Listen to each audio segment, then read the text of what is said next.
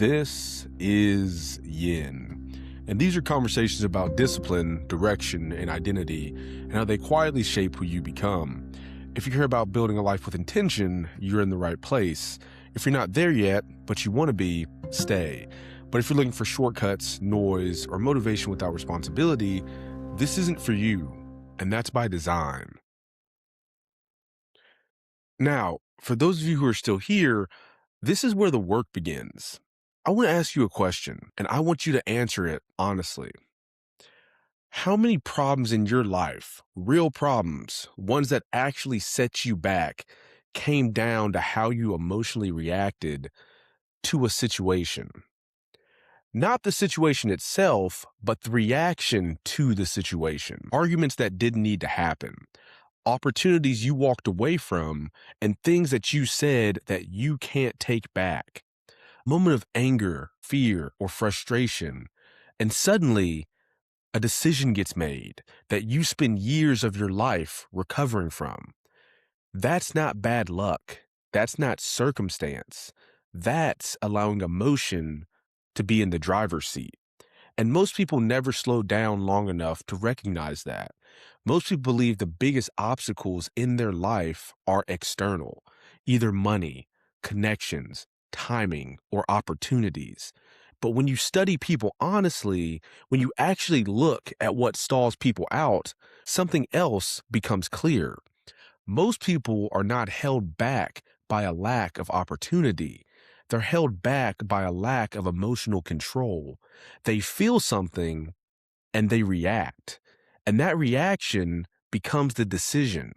Before thinking happens, before the logic catches up, before they've asked themselves whether this is actually what they want to do, the emotion moves first, and then the consequences follow. Now, there's something important that needs to be said before we go any further. Emotion is not a problem. Feeling anger is normal. Feeling fear is normal. Frustration, doubt, excitement, grief. All of these are normal emotions that make us human. They're not weaknesses. In the right context, they're signals and information telling us something. The issue is this.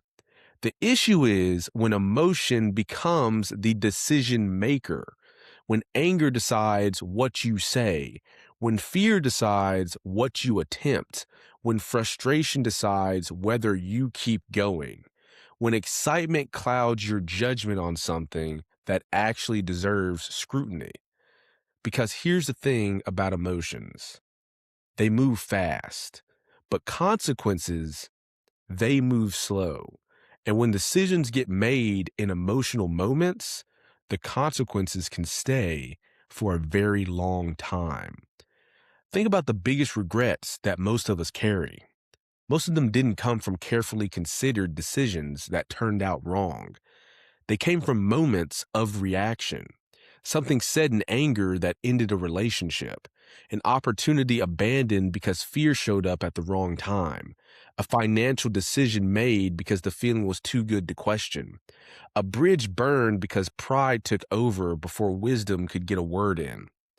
And once the emotion settles, people almost always say the same thing. I shouldn't have reacted that way. But the moment has already passed. The words are already out. The decision has already been made, and the damage is already done. And that's what makes emotional reactions so dangerous. They happen in seconds, but the consequences can take years to show up. This is why emotional control is one of the most powerful skills you can develop, because emotional control creates something most people never build for themselves. And that's space. Space between what you feel and what you do. Most people feel something and they react instantly, almost automatically, like the emotion and the response are connected by a wire with no switch. But the people who react in the same way every time, they pause, they observe, they let the moment settle. They don't run from the feeling, they just don't let it control them. And then they choose their response. They pause, for a second. And that pause can be the moment that completely changes everything in a situation. A few seconds is the difference between a conversation and a confrontation, between a decision and a reaction, between the person you're becoming and the person you're trying to leave behind. Watch people who are constantly performing in high pressure environments, not just professionally, but in life. People who navigate difficult situations without falling apart. People who face setbacks and come back to the table clear. People who can sit in uncomfortable situations without making impulsive moves to escape that discomfort. You'll notice something about them. They're very rarely the most emotional person in the room. They're usually the calmest. Pressure rises, they slow down. Everyone else reacts and they think. Everyone becomes emotional and they stay composed. And that composure becomes power. Not the kind of power that announces itself, but the quiet kind, the kind that other people feel before they can explain why. Because the person who can control their emotions controls their decisions. And the person who can control their decisions controls their direction. Now, here's the part I really want you to hear. And I need you to actually sit with this because most people hear it and believe that it doesn't apply to them. Trust me, this applies to you. When you don't control your emotions, other people can. Not might, but can. Think about your life right now, the people in it, the situations you're navigating, work, relationships, business, wherever the pressure is there someone who knows how to get a reaction out of you?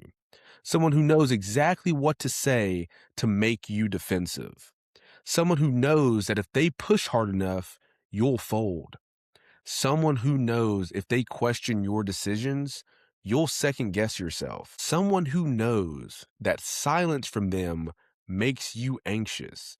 If the answer is yes, they have leverage over you. Not because they're smarter than you, not because they're stronger than you, but because your emotions are predictable to them. And a predictable emotional response is like a handle, and that handle can be used to move you. Think about how this actually shows up. The negotiation where someone applies just enough pressure and you accept the terms you knew weren't right because the discomfort of holding your ground felt worse than giving in. The relationship where someone raises their voice and suddenly you're apologizing for something you didn't do. The professional situation where someone questions your competence and instead of staying grounded, you shrink or overreact. That's not weakness. That's what happens when emotional control hasn't been built yet. And here's what I need you to understand. That pattern doesn't fix itself. If you don't do the work, people will keep finding the handle. Different people, different situations, same result. Because it's not about them. It's about you and the opening that you're leaving for people to take advantage of.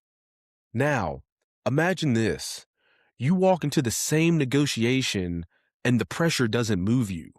They push, you slow down. They create urgency, you get more deliberate. They try to rattle you, and nothing rattles.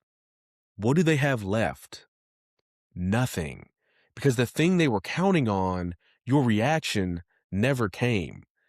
That's what emotional control does in real situations with real people.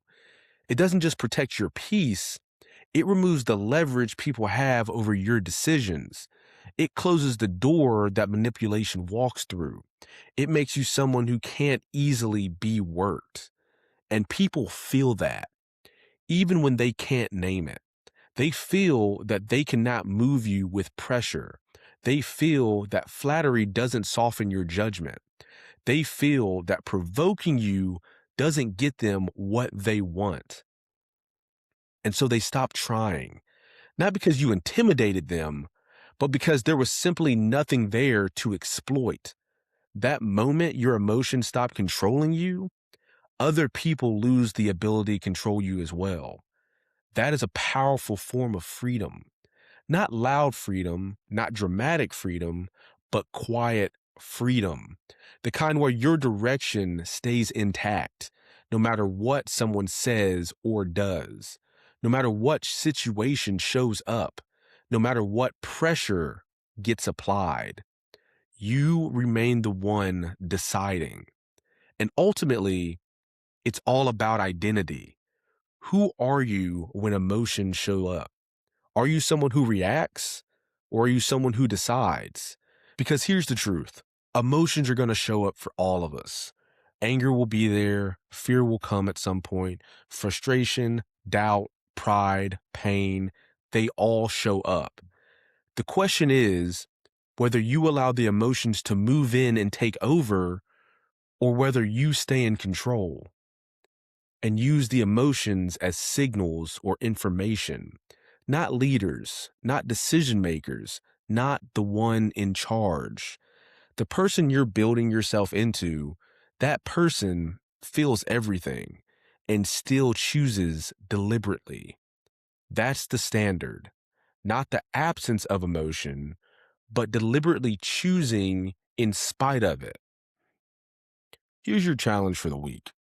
Start paying attention to the moments when emotion shows up. Maybe someone says something that irritates you. Maybe something doesn't go according to plan. Normally, the instinct is to react immediately, to match the emotion with action. However, this week, I want you to pause just for a moment, even if it's uncomfortable, even if everything in you wants you to move. Pause and ask yourself one question. What would the person I'm trying to become do right now? Not the reactive version of you, not the version that's tired or frustrated, the version you're building towards. Act from that place and notice what changes. Most people live their entire lives reacting to circumstances or people or to their emotions. And they wonder why their life feels like it's happening to them rather than them building it for themselves. The people who build something real, they learn a different way. They learn to respond instead of react. And that's one shift that changes everything. This is Yin. If this resonated, share it with someone who needs to hear it. Not everyone, just someone who's ready. You can find Yin Worldwide Podcast on Instagram, TikTok, and YouTube. And if you want to go deeper, visit our website at liveyin.com. That's www.liveyin.com. Subscribe if you're committed to the work. If not, that's fine too. This isn't for everyone. Remember, move with intention.